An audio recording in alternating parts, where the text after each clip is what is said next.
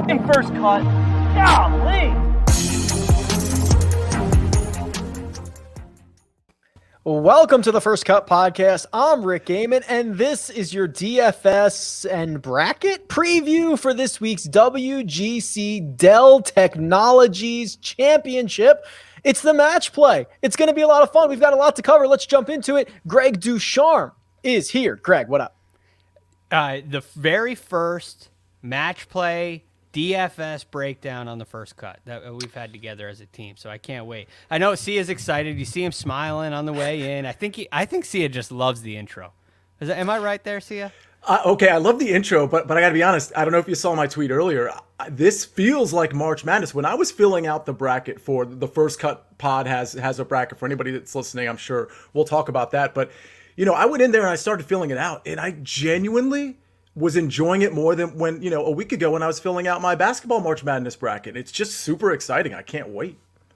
That's Sia Nejad. If your March Madness basketball bracket is in the trash like mine is, we're giving you another chance this week. You can get right back into it, but you can still watch. You can still watch March Madness, and you can watch it on CBS. And I know sometimes it's hard to realize what's on CBS, what's not on CBS. Where is Duke? Don't worry. It is all very easy. Just go to the CBS Sports app on your connected TV or phone, and from there you'll see every tournament game available to watch, whether it is on CBS or March Madness Live. Think of it like a gateway to all the action. So download the CBS Sports app now so you never miss a minute of the NCAA tournament.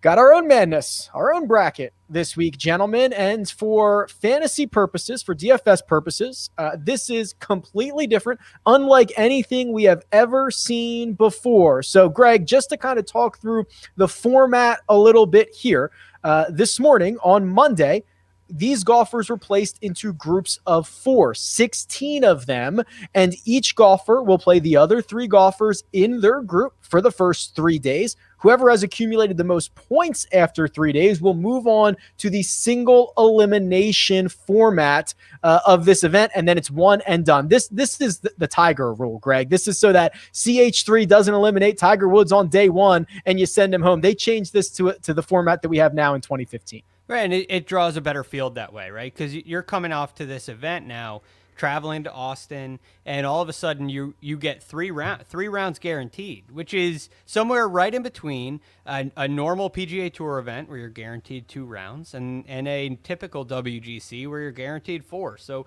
it's kind of a nice happy medium. And if you happen to win and do what you're hoping to do, you're going to play 7 matches, right? You're going to play 7 rounds of golf, which is a lot. Very, very, very cool format to me. I like what they did. At first, I wasn't sure about it. I kind of thought there was more madness when it was single elimination. But as the years have gone on, it gives your guys chances, right? So it extends your bracket doesn't get busted on day 1 the way it does in the basketball March Madness. Happened to me too, by the way, Rick. Don't worry about chaos. There's going to be plenty of that. Kevin Kisner won this as a 48 seed. I got plenty of stats coming up about how often the top ranked player in each group actually wins their group. But Sia, we should maybe even back up one step further and talk about match play. This isn't stroke play. This is mano-a-mano, head to head, one golfer versus another. If you make a 3, I make a 4, you win that hole. If you make a 3, I make a 7, you still win the hole. Doesn't matter, right? I can have blow up holes and not be completely decimated on the scorecard like I might be in stroke play.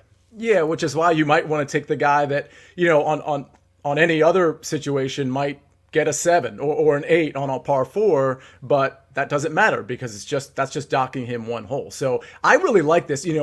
For the last couple months, I've told you how I just don't want to deal with like Jordan Spieth, for example. Well, my fears about Jordan Spieth aren't really realized here because he can have a bad shot off the tee or hit it in the water or something like that, and that's okay. That's just 1 hole. So there's a lot of guys here that maybe I wouldn't normally take that I'm going to take this week. And if you're playing on DraftKings, the format, of course, is different. So normally we would do birdies and bogeys and pars and all that and finishing position, Greg. Well, this week it doesn't. I shouldn't say it doesn't matter much, but it's based on how many holes you win, how many holes you have, how many holes you lose. So for example, you win a hole, that gets you 3 points. You have a hole, it gets you 0.75. And if you lose a hole, it's minus 0.75. And then you get bonuses, Greg, for winning the match and for holes not played if you are the winner. So not only do you want to win the match for your guys in your lineup this week, you want them to run it up. Right. That's what it looks like. If you look at this chart, and this has got to be available somewhere, so we don't have to. It's got to be available somewhere. But it's on DraftKings. There you go. So you got to find this. You got to go find this on DraftKings and take a look at it because it just screams to me guys that are going to win in runaways. A streak of 3 consecutive holes won is a bonus of 5 points. No holes lost in a match is bonus of 7.5 points. So to me, you kind of there it is. That's exactly what I'm talking about. You look at this, you lose a hole, it's not really that big of a deal. Winning a hole is a big deal. Winning a lot of holes is a really big deal. So you definitely want to be looking for, well, I shouldn't say that. This gives you the opportunity, and it makes it very interesting to me. Do you look for groups that have a weak player? You look at a group like perhaps Dustin Johnson's group, and you say, okay, well, Dustin Johnson's going to get a crack at Adam Long, who, some of you may not be very familiar with. Maybe he's not in the greatest of form. Well, Dustin Johnson may beat up on Adam Long and Robert McIntyre and Kevin Na. He may have a big advantage in that group. So I want to play Dustin Johnson so I can take advantage of some of these streaks. So it does kind of change the perception, but ultimately, I kind of think you're just looking to get guys through so that they play more than 3 matches, at least 4 matches, I would think. Right, guys? 1000%. And more important than who you pick is like where you pick them from. You can play yourself out of this on DraftKings by creating lineups that are suboptimal Sia. And the way that you can do that, the absolute cardinal sin would be picking multiple golfers from the same group because only one can advance on. The next worst thing you could do would be picking someone from the next group over. So for example, if you're looking at the bracket, we've got Dustin Johnson in group 1. Say he moves on. You don't want to pick someone in Dustin Johnson's group 1 and in group 16 because they're going to run into each other in the very next round. You want to optimize the path to your golfers playing as many holes and as many rounds as possible. Yeah, and to make it easy on yourself, what you really want to do is print out a bracket like you would maybe for, basketball March Madness, and just take a look at it as you're making your lineup. Essentially, what you want to do, if this is confusing to you at all, you want the 6 players you pick to survive as long as possible. So ideally, your players are meeting as late as possible, and then you're maximizing, how many points they can rack up, how many matches they can win. And with that, I break this into quadrants. So essentially, the upper left, the bottom left, the upper right, and the bottom right. You want to start your lineups with one golfer from each of those quadrants. It gives you an opportunity, Greg, to get at least guys into the final 4, right? You want to have all 6 of your golfers in the Elite 8. You want to have all 4 in the Final 4. You don't want them meeting before that. So you start with 1 in each quadrant, and then you got to be particular about your last 2 golfers coming from sides that are not adjacent of groups that you have already picked to really, really maximize your chances at this. So that brings up the next question, which is as you look at the pricing on DraftKings, you see there's guys like Dustin Johnson at 11.5. There's guys all the way down at the bottom who I like Mackenzie Hughes at 6,100. So where would you guys recommend starting? Do you start up top? Do you try to find your upset guy, your Cinderella stories that you think can make it out of their group and make a real run at it and start there and see what you're left with at the top? How would you go about that? Where would you start in this?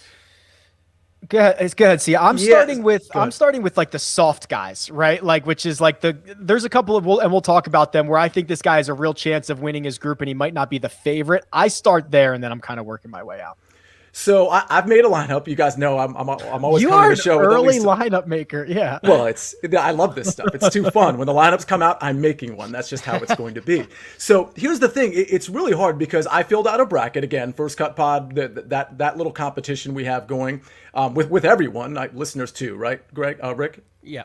Yes, I'm assuming we'll get that It'll be in the description. I have a promo for it later. Yes, you'll have access to it. I'll have the instructions for you. So the point is, I actually filled out that bracket in full. And so when I was doing my DraftKings team, I was referring to that bracket because, by the way, it's easier to do it that way because you're looking at each side, each quadrant, if you will. The problem was when I got to when I was filling out the lineup, I just didn't have enough money left over. Even though I picked some dogs, you guys will see whether it's today or tomorrow. I picked some really like interesting kind of dogs that like I don't think people will really be fond of. But the point is, I still ran out of money, so I had to go back. And Greg, to answer your question, I had to think of, okay, who in this lineup is indispensable to me? Who do I actually think is going to win, is definitely has a real shot at the Final Four? And those 2 or 3 or 4 guys were really going to be indispensable. I had to keep them in. And then I would go back and look at the chart, look at the bracket, and then just kind of figure out who are some lower price guys that I can afford putting in that will still give me an optimal lineup. So give me the indispensable guys first, and then go back and fill the holes where you have them. So do you think that would you classify that as stars and scrubs, or do you think it's just you're picking your favorite 3 guys that the 3 guys you like most regardless of price, and then you're filling in the next 3 guys with maybe questionable brackets? I'm on the fence, and this guy's cheaper than this guy, so I'll go with the cheaper guy because it fills my hole here. The second one. So it ended up being a pretty balanced lineup, as it turns out. There were a couple guys towards the top, but not like in the elite range. But then, I was operating within that 7 to upper 9K range for my 6 guys. Interesting. We do have an official bracket challenge. You can join the First Cut Pod right now. The link is in the description, and it's on our Twitter page at First Cut Pod. You can compete against all of us and look forward to our bracket breakdown show on tomorrow, Tuesday's pod, which if you thought Tuesdays were mega before, we're going 6-wide bracket style breakdown on Tuesday. It's going to be absolutely crazy stuff. And Greg, before we jump into the actual groups here, the one thing that really stands out at this event is chaos. And you look back at 2019, and of the top seeds, so the top players in each group, only 5 of 16 got through in 2019, and that has really been a trend. Thanks to our friend Justin Ray, he lets us know that since this has moved to Austin Country Club, 36% of groups were won by the top seed, 25% were won by the second seed, 22% by the third seed, and 17% of groups were won by the 4th seed in that group. Right, so 5 guys win. In the 5 top seeds win, and that means 3. Right, I think there's 3 bottom seeds that win. If you're talking about 3 of 16, I think that's 17%. So, that's kind of fascinating. That's chaos, right? It's basically a mixed bag, and it's very easy to look through this and say, oh, he's the best player, he's going to move on. He's the best player, he's going to move on. But what's so interesting about match play, even in a round robin format, there's no such thing as the cream rising to the top, because you only have to beat somebody for 18 holes. You don't have to play them again after you've played them, unless you end up in a sudden death stroke play tiebreaker, which I think is interesting. But you don't have to play anybody again. So it's not like, okay, well, Justin Thomas, he may not win in the first 18 holes. He may not be the first round leader, but by the time we're through 4 rounds, all of a sudden you're going to see his name near the top of the leaderboard. That's not the case here, because you can get stunned, you can get tricked, you can run into a hot group, a couple of hot players, and all of a sudden you get a number 1 seed that's not making it out of the group. It happens all the time. So yeah, chaos is a good word to describe it. Speaking of the overall number 1 seed, let's take a look at this bracket. We're going to start with the upper left-hand quadrant. So this is groups 1, 16, 9, and 8. Sia, group 1, Dustin Johnson, Kevin Na, Robert McIntyre, and Adam Long. I think it is very clear that Dustin Johnson, of the top seeds, got the softest draw here. But guys like Kevin Na find themselves to be a little bit scary to me, considering his ability to kind of get hot, especially with the putter. Yeah, I agree, but you're right. This is the softest draw you could possibly have. I mean, at least compared to everything else we're going to go over. So I don't see how you don't advance Dustin Johnson here. I mean, you can get contrarian in many other places. You don't have to do it here. As far as Kevin Na, I mean, I don't even know if this is a real thing for me, but we talked about it at the front of the show. you got to go 7 matches here in total. And I just wonder if Kevin Na, I mean, we know about his withdrawing here and there, and some of them have been somewhat recent. I just wonder if you pick Kevin Na, you're not just picking him for that round, you're probably picking him for a few rounds if you're going to take that risk. And I don't have any faith that Kevin Na can or wants to play that much this weekend. You know who's not afraid to play 7 rounds in 5 days, Greg? It's the headliner of Group 16. It's Sung Jae Im, who's going to match up against Victor Perez, Mark Leishman, Russell Henley. I've been a bit concerned about Sung Jae's irons the last couple of weeks, Greg. He does everything else great. This is kind of an interesting group. I don't know if it's just going to get buzzsawed when it runs into DJ in the Sweet 16, but like there's a lot of interesting things going on in this group number 16. I agree. And by the way, that was a great little transition between the two of you. It's almost like you talked about it before the show. So it was brilliant. Bravo. But this group is really interesting to me because, Rick, you mentioned the Sung Jae Im struggles with the irons. Well, Russell Henley is just the opposite. He has not struggled with his irons, and he had a great finish last week, tied 3rd. I'm looking at this group. I'm saying Russell Henley to me is a guy. I want to say he's 3rd. If he's not 3rd, he's 5th in strokes gained approach the green on PGA Tour for the year, and he's 46th in strokes gained putting. When you are great with your irons and great with your putter, that's the recipe for making birdies. It may sound obvious, but typically guys near the top of the stat rankings in birdie average are guys that are near the top in either putting or approach the green. Those are 2 very important categories. And so I look at Russell Henley here, and he just jumps off the page at me as the guy that that could run through this bracket. He probably won't run through it. I mean, I'm sure there's going to be some tight matches, but he's in good form. He's having a great year. He's extremely confident, and he checks the two statistical boxes that I like to see in a format like this. Group 8, the all-European group, headlined by Terrell Hatton, Lee Westwood, Sergio Garcia, and Matt Wallace. Sia, this is like, I think Westwood, especially with his DraftKings price, which is only $7,700, obviously missed the cut at Honda, but the 2 runner-up finishes. Like, we knew he was tired going into Honda. I don't have much confidence about him playing 7 rounds over 5 days, but I'm kind of interested in him coming out of this group. I mean, he's playing great. It's perfectly understandable. I mean, we've been underestimating Lee Westwood, and it's about time we kind of put him in a different tier of golfer, perhaps. But with that said, to me, this is between Terrell Hatton and Sergio Garcia. My instinct says Hatton, but I got to be honest, I've probably instilled a little bit too much faith in Hatton over the last month or so. Not to say that a month is representative of what he can do in the next, couple months, but he's been a little underwhelming, and Sergio's ball striking has been so good. Obviously, there's a putter issue with Sergio, and so, I mean, there's plenty of narratives you can play here this week, and I think the narrative train is probably going to be, operating a little bit more than maybe other weeks. But with all that said, one of my narratives is I kind of want a good putter, and I know Sergio isn't that guy, so I'll probably be leaning Terrell Hatton over Sergio. One quick comment on Sergio, Rick. Yes. Sergio Garcia in 17 events in the match play. Obviously not all here at Austin Country Club, but 7 top 10s in 17 events. And when you see top 10s, that means you advance out of your group. So he advances out of his group a lot. And the last 2 years, he has also advanced out of his group. So I agree with you, Sia. I think it's between those 2. I may lean even more towards Sergio than Hatton. Mm-hmm. Pretty chummy group. I think these guys are all pretty friendly in Group 8. Group 9, Webb Simpson, Paul Casey, Mackenzie Hughes, Taylor Gooch, and Greg. This is the only group in which the best seed, Webb Simpson, is not the favorite. Odds makers have listed Paul Casey as the favorite to exit from this group. Paul Casey is just hitting the ball so well right now.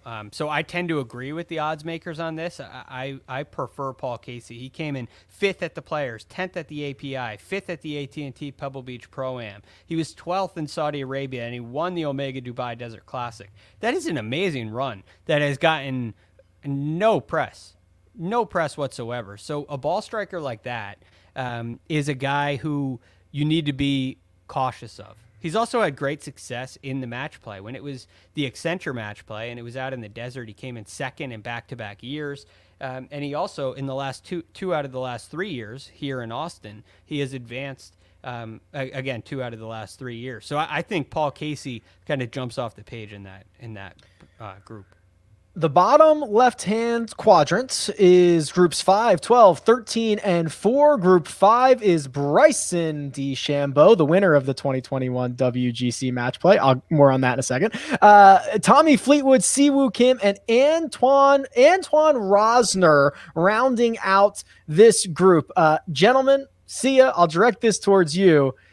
Bryson's going to be a lot. Like for a lot of reasons. First of all, I feel like Bryson cares about match play more than a lot of these guys. I feel like he would just eat this stuff up. He is going to be intimidating to play against because he's going to be bombing it further than you. He's going to have more information than you do because you're going to be hitting your approach shot into every green before he does. Oh, by the way, he's a very good putter. That comes into play so much in match play. I don't know how he does outside of like, I know crazy things happen here. Bryson just has to win this thing. I totally agree. I mean, again, we'll just take a little walk down narrative street. We're also potentially looking for alphas that really want to win these matchups. And he is he is the alpha of all alphas. I mean, I really think he is going to be motivated to win this. But when he sees his group, I mean, I think he's going, like we talked about at the front end of the show, we talked about scoring and all these things, you kind of want to crush your opponent. I mean, that DJ bracket and this Bryson bracket, and by the way, you get plus 1.6 for holes not played. So imagine you got 5 holes remaining. He's crushed whoever his opponent is, but he's getting 5 times 1.6 for, the end of that match that never got played too. So a guy like Bryson can really rack up the points. I expect him to. The winner of that group will face the winner of Group 12, Greg, which is Tony Finau, Jason Kokrak, Will Zalatoris, Dylan Fratelli. This is fascinating to me. Zalatoris and Fratelli are both debutants. I actually think Kokrak might be as well. I'd have to check on that. And Tony Finau in his 2 trips has never made it out of his own group. I wonder if guys like Tony Finau, if Webb Simpson, if they're too nice for this, right? Like they're gonna give 4-foot putts for hand. They're too nice. Yeah, I don't know if look, I don't think that the fact that they're nice guys is what holds them back in an event like this. I mean, they want to win. They want to win. There are things that Finau does that I'm not crazy about at the end of stroke play events, but this almost simplifies the problem to me. And I like Finau's chances in this group. I know it's going to be an easy one. It's probably going to be quite popular to go with a Zalatoris or a Kokrak here. Even if I think all 3 of these guys could be fairly popular in the Tony Finau group, but I have a funny feeling Tony Finau comes out of this. I still think he has advantages. His game is the most complete in this group, especially if you include experience. He had a great match play performance in singles at the Ryder Cup in 2018 in Paris. I think it simplifies his problem, and he doesn't have to worry about winning a 72-hole event. He's just got to worry about winning 18 holes, and I think he can do that. I do think Tony Finau can come out of this bracket. I can make a case for all 4 of those guys. I think that's going to be one of the most intriguing ones. Group 13, Victor Hovland making his debut at the match play. We'll get Abraham Ancer, Burns, Wiesberger, and Kevin Streelman. Sia. Oh boy, this one's going to be fun. I think Hovland just wins it, but is he going to get some resistance from some of these guys? I suppose so. I think Hovland is the cream of the crop here. I'm always sort of on Team Hovland, so it's hard for me to look another direction. If I were to, it would probably be Abraham Ancer, but I just think Victor Hovland, the short game's so improved. The ball striking is so good. I expect him to advance. If he does, and if the headliner of Group 4 advances, we are going to have one heck of a Sweet 16 matchup, which would be Colin Morikawa. Oh my God. Can I send up a prayer to the golf gods to get this one, Hovland versus Morikawa? But Morikawa will have to defeat Billy Horschel, Max Homa, and JT Poston. Greg, we just saw, the last time we saw Max Homa in a high-pressure, sudden death situation after having to completely forget about a 3-foot putt that he missed in the biggest tournament of his life, bounced back pretty well. Who is he playing against? Mr. Tony, Hunky Tony Finau. I think he may have had a curse on his side. So I'm not sure.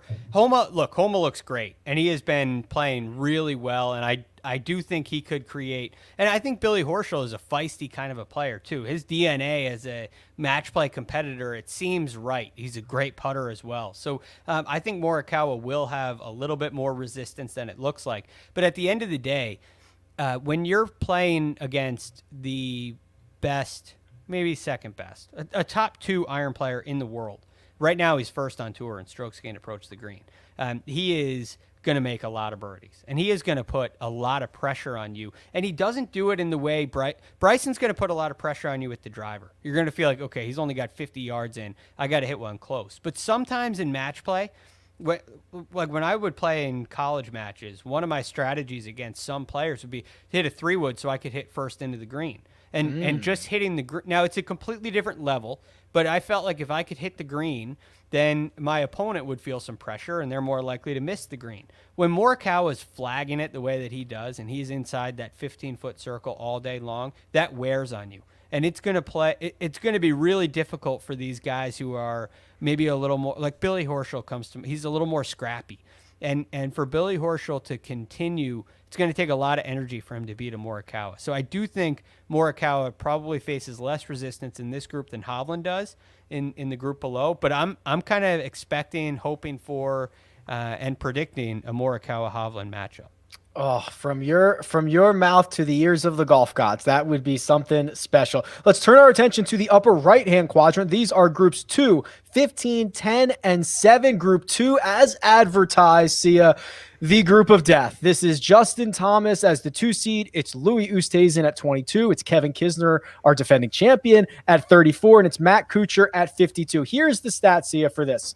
I've gone back and I've compiled all the data since this format has changed in 2015. Louis Oosthuizen has scored the most points in that stretch. Kevin Kisner has scored the 3rd most points in that stretch, and Matt Kuchar has scored the 6th most points in that stretch, and they all have to go up against the reigning Players champion. This is going to be a knee slapper.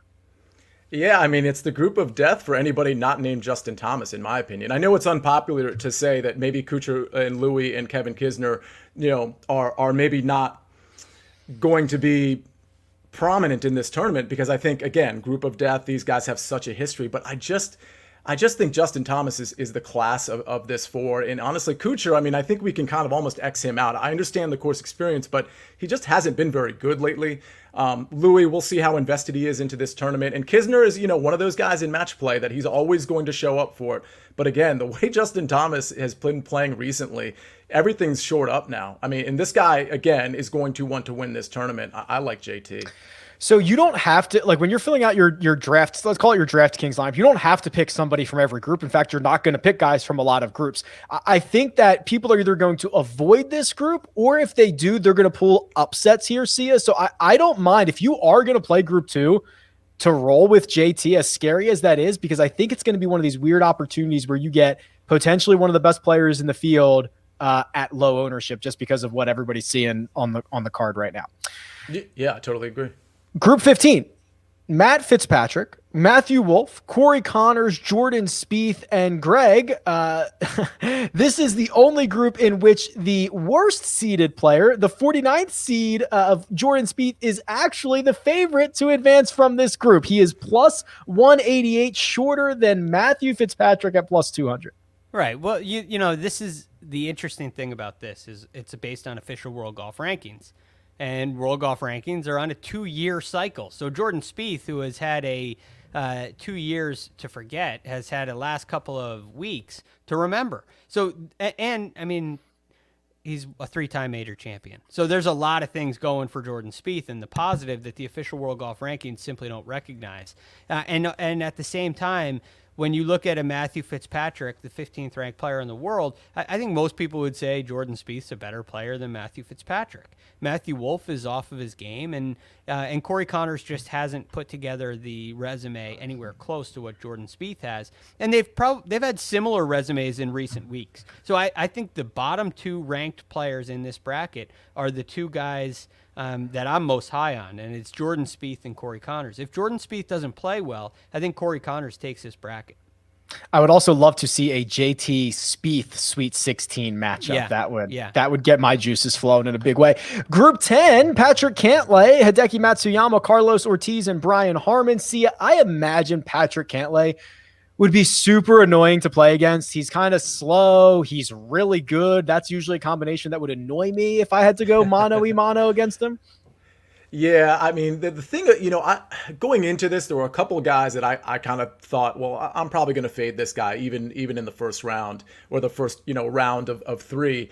And I can't do it with Patrick Cantlay because I just don't have faith in Carlos Ortiz and Brian Harman in particular. And Hideki versus Patrick Cantlay, I have to defer to Patrick Cantlay. If Patrick Cantlay was in almost any other of these groups, I would probably just find a way to fade him. Not because I think he's bad, but just because he's just not a guy that I think is going to emerge as the winner here. So I may as well fade him early. But yeah, I got to take Patrick here. If that Patrick wins Group 10, he might face another Patrick in Group 7, which is Reed, Patrick Reed, Joaquin Niemann, Christian Bezadenhout, and Bubba Watson. Greg, this is the Patrick Reed match play stories are well documented all over the globe. He's got a winning record at this event as well. Is he just going to just run over everybody in Group 7?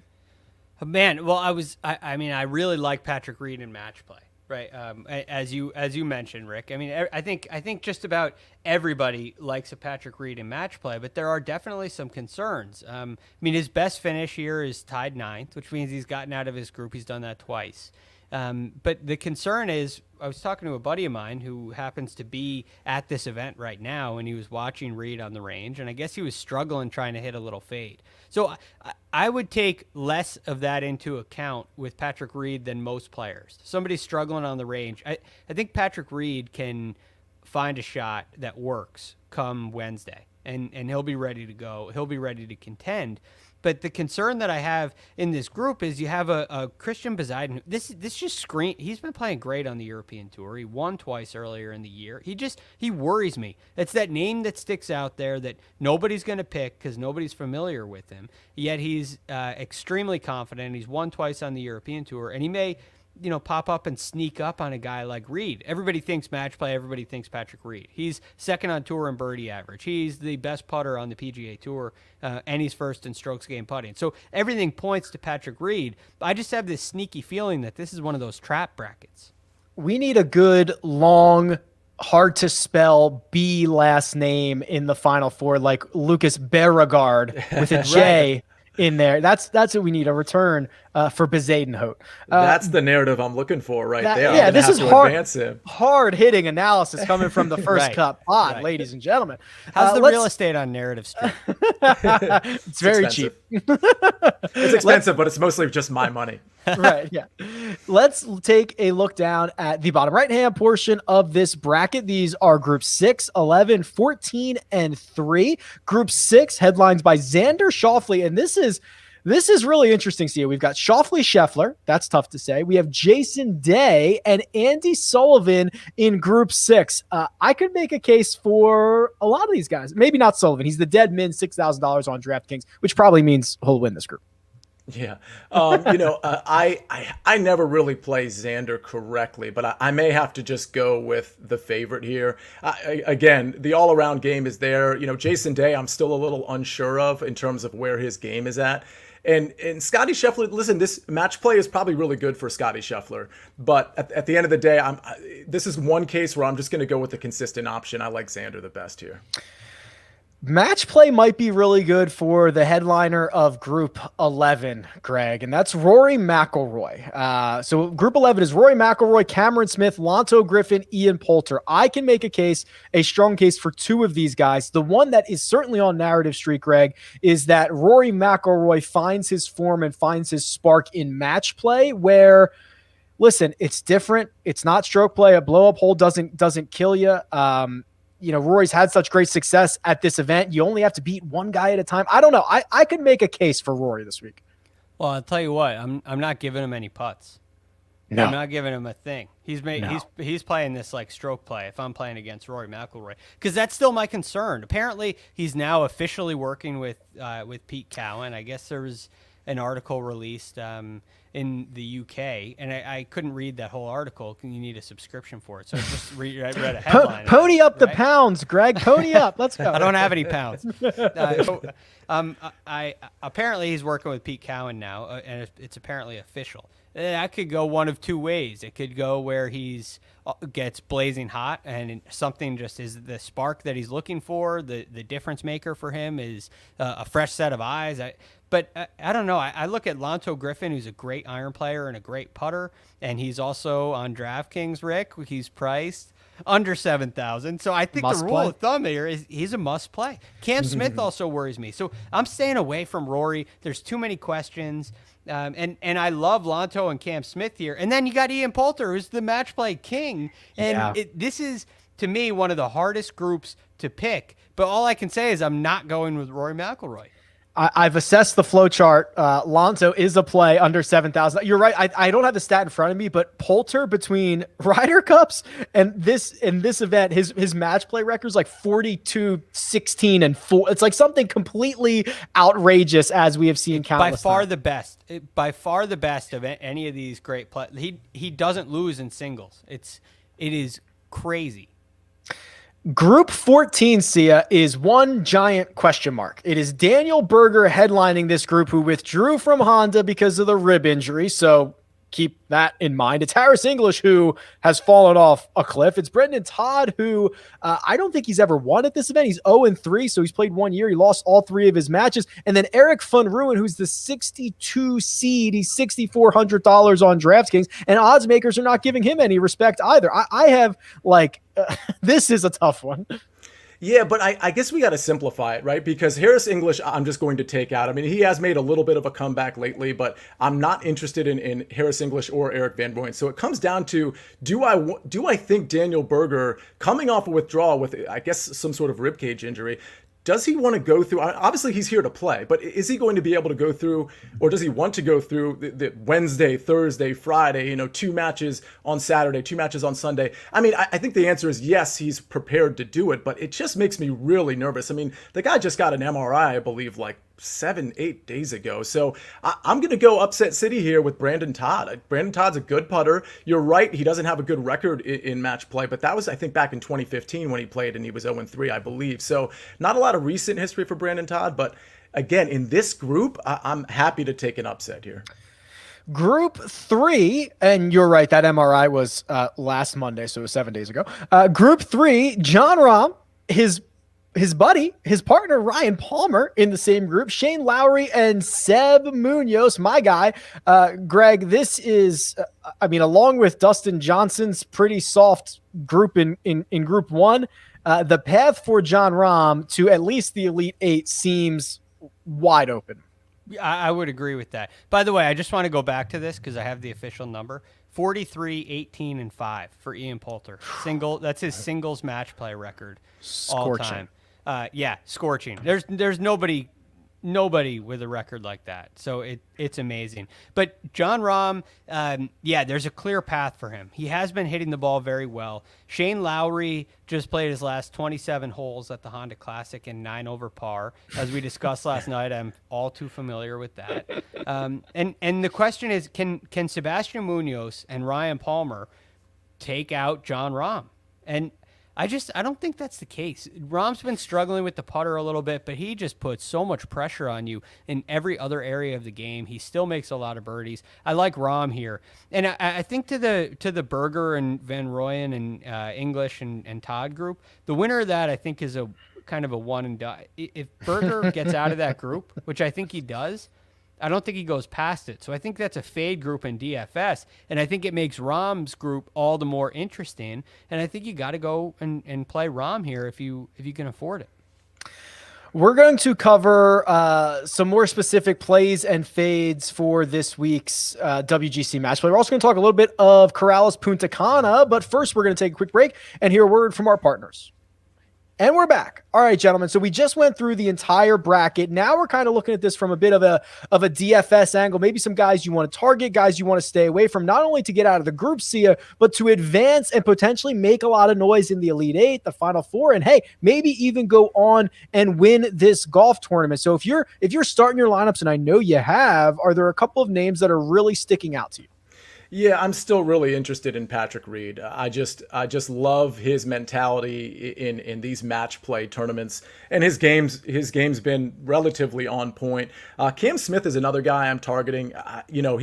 he's got a bit of a tough road, but again, he's a guy that I think is perpetually underrated, and especially when he's up against more talented fields, which I guess you could say this is. Obviously it is. He usually shines, and I think Cam Smith is a guy that is going to get underlooked that could all of a sudden be there in the Final Four. Those are two guys. I'll give one more. This is a guy I always like, but I think Victor Hovland can make it to the Final Four too. Interesting. I'm adamant that on paper, Bryson DeChambeau and the amount of pressure he's going to be able to apply to his opponents is devastating. Now, obviously, things have gone sideways in match play countless times over the years. I also think that we need to talk a little bit about Dylan Fratelli. He would have to match up out of Group 12 with the winner of Group 5 if he does advance. I mentioned 12 being the Finau, Kokrak, Zalatoris group. Dylan Fratelli pops, right? We've seen him play well at the Masters. He played well at the CJ Cup. He had a top 25 at the Players. Like, if you're trying to find a long shot to actually make a run, you need someone who can get that hot over multiple days, play well against the big field, and not blink, which I think certainly applies to Dylan Fratelli. Greg, are there a couple of names that, as you look over our paths to the Final Four here, that are standing out to you? Yeah. So a couple guys that I really like, I think could really make a run. And I'm not building a lineup for you here. So if their paths kind of will cross too early, I apologize for that. But Bryson, I agree with you, Rick. He's a guy that you got to look at. I think John Rahm, as we just highlighted, has a very even whether you have questions about his form or not, I think his path is favorable. I think Paul Casey is just playing some of the best golf in the world right now, and he would be another guy. I'm really looking at Paul Casey as a guy who can make a run, and I think Paul Casey has the game right now to win the whole thing, believe it or not. And then I'll give you one dark horse, a guy I think is really sneaky and really underrated, and that's Brian Harman. Brian Harman is in great form right now. He's played well. He's played well in match play in the past, and he came in tied ninth. He got out of his group back in 2018. So I'm looking at those guys as kind of some guys that could be key pieces in your lineup. I just have to go through and align them and make sure that all their paths work out together. We are going to do the full bracket reveal breakdown with everybody on Tuesday's show, so stay tuned for that. But before we get out of here, let's talk Punta Cana for a second. This field is interesting. Thomas Pieters, Thomas Dietrich, they lead the way. Emiliano Grillo, Charlie Hoffman, Charles Howe III, Jonathan Vegas, all certainly near the top of the betting board. And Sia, what I think is most interesting about this, we just had this event. We played this in like October or November, right? We're getting a second edition 4 or 5 months later, which is not something that we regularly see on the PGA Tour. It's true, but it's not really to our benefit in the sense that we don't have shot link data from the last time it was played, right? So we're just kind of still flying blind here in terms of, how these players did other than their finishing position. So can we lean on that, Greg? I mean, I'm looking through this and I'm seeing Charlie Hoffman, who I think is in some of the best form of these guys in this field. He's $10,200 on DraftKings. He's coming off a 17th place finish at the Players. He had a top 10 at the API. He had another one at Pebble Beach, and he finished 14th in the edition a couple of months ago. I don't know what to call it. Charlie Hoffman's a really nice play here. And he also is in that group. There's a group on tour that's getting hot right now, and they're the guys that work with Mark Blackburn, coach down in Alabama. And that's Max Homa, Adam Hadman, who had a nice week last week, and Charlie Hoffman as well. Those guys are all Mark Blackburn guys, and I get this sense that there's some confidence brewing off of one another. So I do like that. I had 4 guys that I circled. One of which is Tyler McCumber, who had a great finish last time at this event, but he's also in pretty good form. He just made the cut at the Honda. He played pretty well in his start before that as well. So I think there's a combination of what they did last time, what they've done at Corrales Punta Cana Resort and Club Championship. You always got to get the full name in there. Well done. What they've done in the past, and at the same time, what's their recent form? What's their form like right now? So another guy that I circled was Brandon Hagee. Who's coming off a great week and a great Sunday at the Honda last week. And I got to see him hit a shot on TV for the very first time this week. And I've seen his name all over. Been in fields for years, all over the place. I've always seen his name. I've seen his picture on PGAtour.com. I've looked up his page, never saw him hit a shot on TV. So it was great to see that this week. And at the Honda, it's one of my favorite things about the fields like we got at the Honda Classic. But anyway, I think he's going to play well again. And then another guy who had a great week last week, Camilo Villegas. Yeah. And the Honda Classic has similar conditions aside from the greens, but as far as the wind is concerned, the tee to green play is somewhat similar. So guys that played well at Honda, I think have a really good chance of playing well again this week in Punta Cana.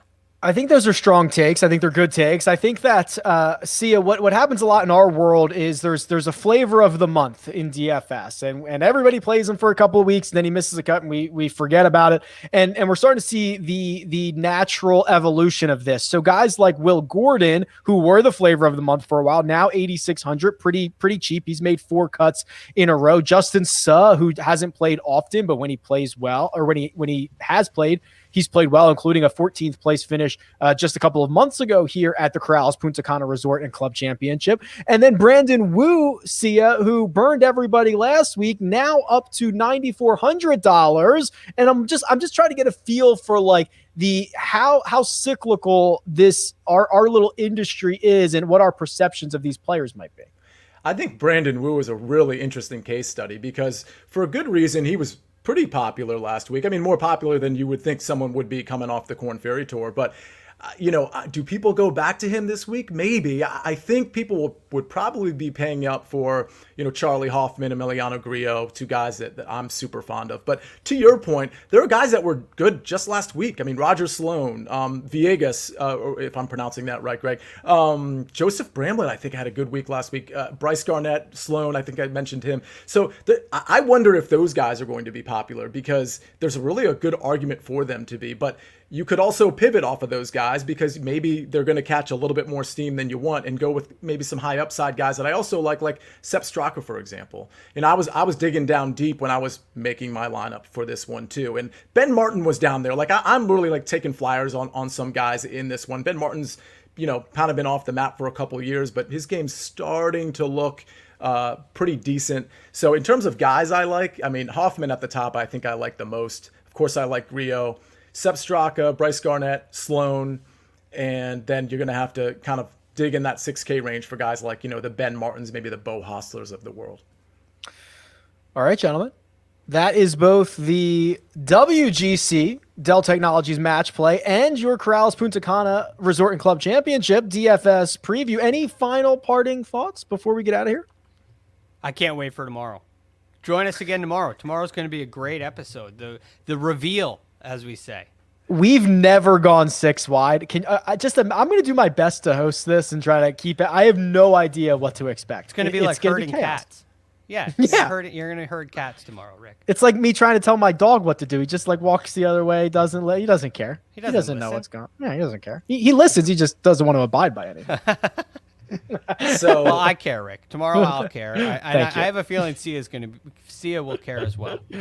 So excited to join you boys tomorrow. But I'll tell you, my parting word will be a little teaser for tomorrow's bracket reveal, which is John Rahm is not emerging from his group. Not on my bracket. Wow. How about that? Whoa, a little tease. Stay tuned to be continued on the next episode of the First Cut Podcast.